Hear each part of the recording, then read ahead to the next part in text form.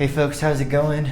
Welcome back to another adventure in the garage. Today I'm going to be going over the install of a wiring harness in a 2014 Chevy Silverado. But door assemblies and harnesses across most manufacturers are somewhat the same. I got my butt kicked on a Volkswagen one time because it had rivets, and I'm super not used to seeing rivets on the door. Anyways, but let's talk about doors and common issues that you could be running into. If you're having like intermittent issues, like this customer complaint was the windows would only roll down if the driver door was open. If you're having weird intermittent stuff like that, there's a good chance the harness has started to fail at the hinge of the door. Wiring harnesses generally like to stay put. They're not really designed to move. Now this is stranded cable, and stranded cable is a lot more flexible, but if the design is poor, or if there's too much tension, eventually it's gonna fail. So if you're having some weird intermittent stuff like that, like on this guy, I cut this boot back and I found some wires that were broken. Another issue that you could be having, let's say you lock all your doors and all of them lock except for one. There's a good chance that it's the latch itself, where it latches to the car, that little electronic assembly, they go out. It's common. And then if you're having trouble, let's say your window is having a real heck of a time rolling up and down, it's a good chance that your window regulator is in need of replacement. So those are common door issues. If you guys got any other questions about doors and their issues, let me know. But that's pretty much the main three things you're gonna run into: broken harness, latch, or window regulator. So I hope that helps. So I'll go over the installation. The harness and door has already been removed, but through the installation process, you'll see, you'll be able to connect the dots of how to take it apart. So thanks for coming along on another adventure, and let's get started. All right, I want to show you guys this before I get started because most doors are pretty similar. They'll generally have a screw here, a screw down in the handle, and then usually in the bottom coming up, they'll have one or two screws. Something that's a little bit different about this door is you'll have to pop this cover off with a little trim tool. These are my two most frequently used styles. I like to use plastic so I don't mar up the other plastic, but you can use a cat claw or a little screwdriver, a little tip. You can put a little vinyl over it and that'll help keep it from scratching stuff. But on this door, you'll have to pop this cover off, and there's an extra screw port hidden right in there. So if you're pulling on this thing and you're having trouble, that's why you forgot that screw. I had to look that up in service information because I haven't come across that, but there's a little tip for you. So let's get this harness in. So, doors are pretty similar across makes and models. There's little variations here and there. Some of you might have been wondering when I said when you're having a lock that's not locking, it's probably the latch. That's this guy right here. It's typically 3 screws on this side, an electrical connector, and then I'll have this tail here. This is what unlocks the door or unlatches it. Another note on doors. So they'll have a couple screws, and then it's going to be clips all the way around. You can use your trim tool to get it initial, and then once you get it initial, you can use your hands to really go at it, and then it'll be hooped over this side of the door where the window seal is. That seal hoops down in here, so you'll pop it and then it should just lift up. Sometimes you have to take this cover off to get the door out. These are generally just clipped in, so you can usually just pop these out by hand. And then if you're trying to replace your side mirror, on most cars, it's really easy. You just pop this and it's usually just 3 screws. Unless you're doing a European car, it's gonna be a bit more involved. And then this is your regulator and assembly. So your window regulator is just a fancy way of saying your window motor. And then it has these tracks. Sometimes the window, the bite, it has little rubber bites for the window to draw it up and down. Sometimes the window will get detached from it, and that's the only issue. Like if you roll up your window up and down a lot, and you got, I had one lady, because she had duct taped her window up and was rolling it up and down, and that adhesive left over from the tape was catching on the window seal, and so it popped the window off the regulator. So her solution, really, she just needed to clean off her window and reattach it to the regulator. But anyways, back to the job. Another thing that's going to be really common is your clips that hold the door on. It's common for them to either break or to be left in the door. So it's always a good job, always a good thing. You know, you want to go through, check your door for all of its clips, make sure they're all there. If one or two are broken, it's not a big deal. But if you have 3 or 4, you can get a rattle, which the customer might be unhappy with, especially if you are the customer, or if your wife's the client, or your husband, or whoever. Yeah, so just keep an eye on that. So yeah, we're gonna start by getting the harness in. Another thing is this harness does have an impact sensor for the airbag system. So it wouldn't be a bad idea to unplug your battery for at least a few minutes before you get your job started, because if you do something funky with that airbag sensor, you could set off an airbag. I mean, I doubt it, but you just always want to side with caution when dealing with the airbag system. So this is the old harness. I had the boot cut off, and you can see where it failed. This wire and then this wire was on its way out, but you can see there's other cracks and other things in here. So I didn't feel good about, just repairing the broken wires. I wanted to replace the entire harness. For this vehicle, there is a bulletin for the connection. So if you're having intermittent issues, another thing that can happen is water can get through this boot down in here. So you want to look for corrosion on this side and on this side of the vehicle before, that can be a first thing. If you're having some weird issues, pop this connector off. It's just this hinge right here. So it's kind of tight in there, it's kind of hard, but you'll just unclip this hinge and swing it back, and that'll push the connector out. Okay, let's go through our plan of attack. So we're doing reversal of removal. I found the easiest way to get everything out was through this speaker hole.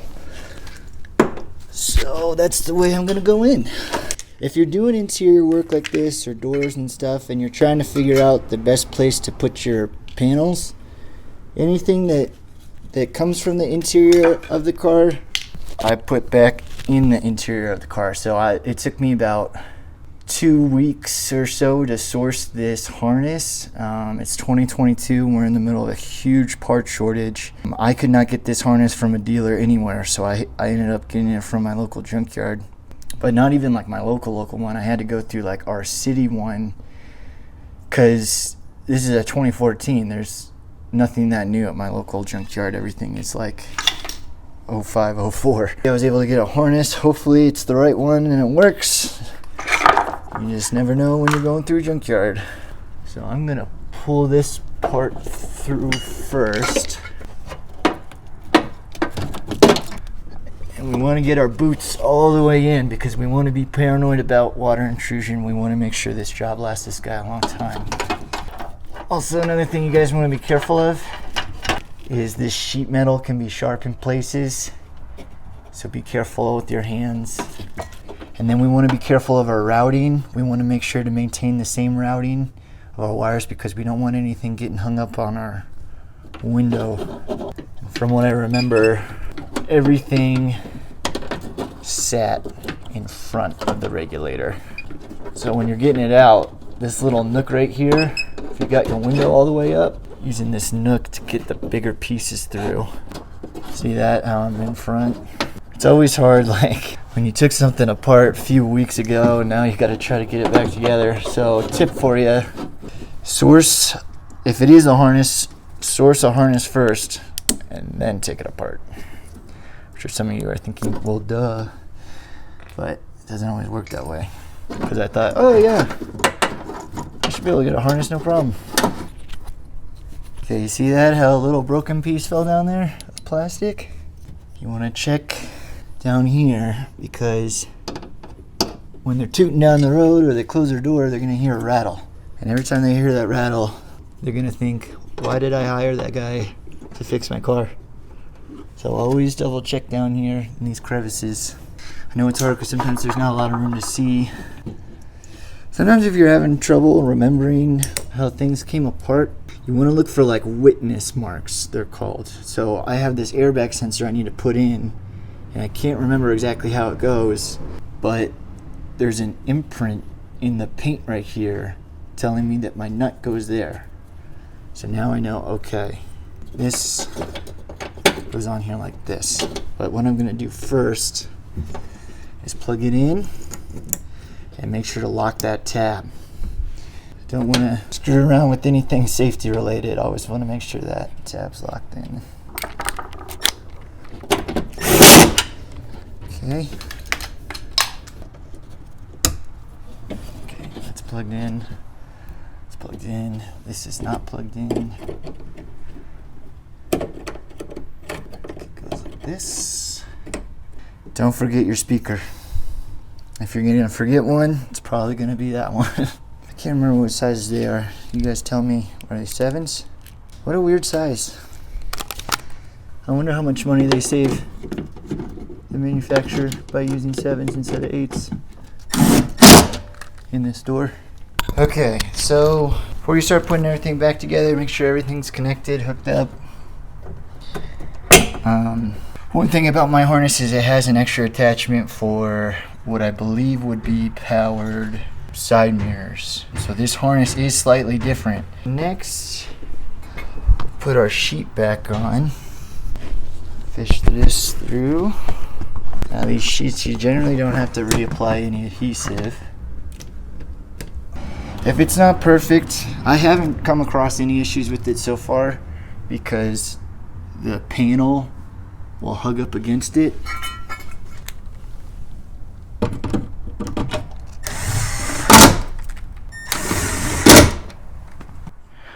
Alright, so if you're having a little trouble, I haven't had a door give me this trouble in a long time. I don't think really ever. Putting the panels on is usually really straightforward. Try hooking your battery back up and rolling the window down. And then something I like to do before I clip everything and screw everything back together, I like to just test, make sure everything's working, because remember, it's not the exact same harness, so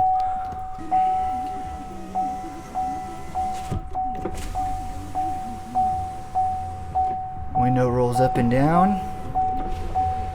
Passenger's good. Rears are good.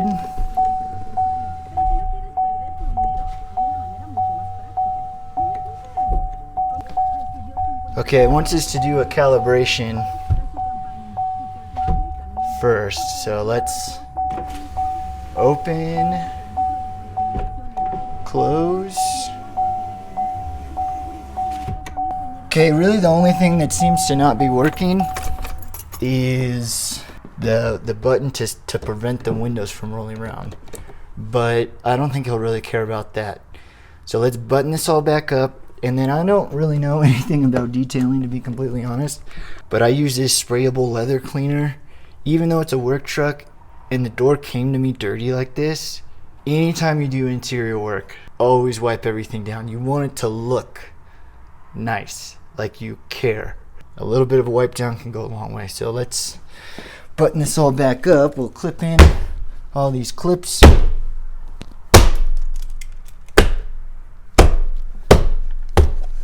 Get our screws and covers back on. Okay, you're gonna notice when you go to put this back in, don't just try to slam it in. See, there's these 4 metal clips. You want to take those out and you want to put them back on here, because if you go to slam it in, all those clips are gonna fall back.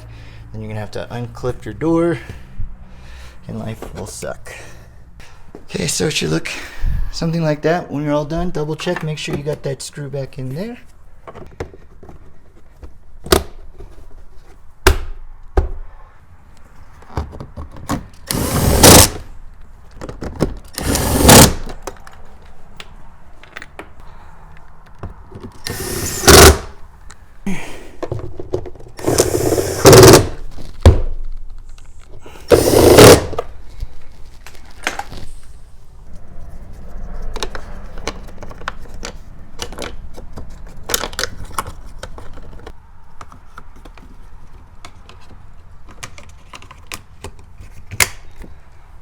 Okay, time for some cleanup.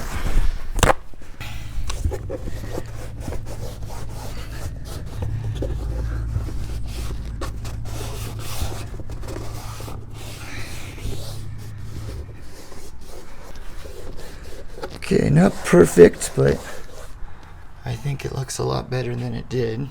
Alright, before I put all this guy's stuff back in his door, just gonna triple check locks, windows, all that stuff. Alright folks, well there you have it. I went through and triple checked that all the windows are responding. The driver's door window rolls all the way down, all the way up. All the locks are locking and unlocking. Thank you for joining me in another adventure in the garage. Just remember, whenever you're doing interior work, keep your hands clean. I don't wear gloves during interior work. My rule of thumb is I wear my gloves whenever I'm touching the outside of the vehicle, and then that way if I ever need to go back and forth or hop back in, move the car, take off my gloves, hands are nice and clean. So that's what I do. Let me know if you got any questions down there, and I really hope that video helps somebody out, get you out of a bind. Again, if you're having a really tough time finding that harness, you're gonna have to get online and find a junkyard that carries some newer vehicles. My local U Pull and Pay, like I said, I think the newest Chevy that they have in there is like an '08. Yeah, thanks for joining me in an adventure in the garage. Be sure to like, share, and subscribe, and I'll see you on the next adventure.